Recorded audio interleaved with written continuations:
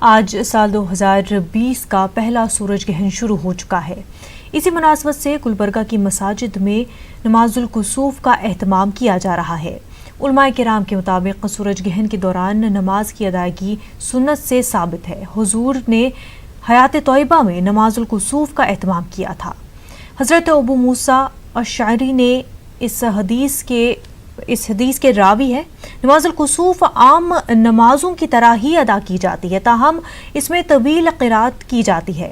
نماز الکسوف کی ادائیگی کے دوران بھی حالات کی مناسبت سے میڈیکل پروٹوکول کا خیال رکھا گیا۔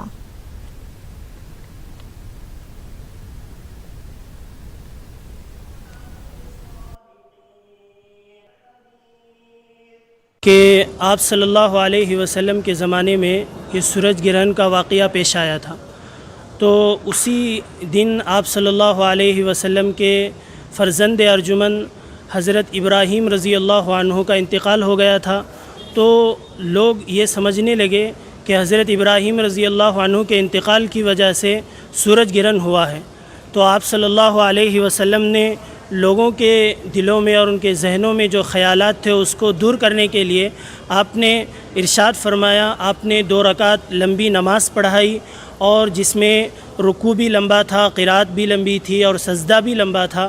اور پڑھانے کے بعد آپ صلی اللہ علیہ وسلم نے اپنے صحابہ سے یہ ارشاد فرمایا کہ دیکھو، یہ جو سورج اور چاند گرہن ہوتا ہے، یہ کسی کے مرنے یا زندہ رہنے سے اس کا کوئی تعلق نہیں ہے۔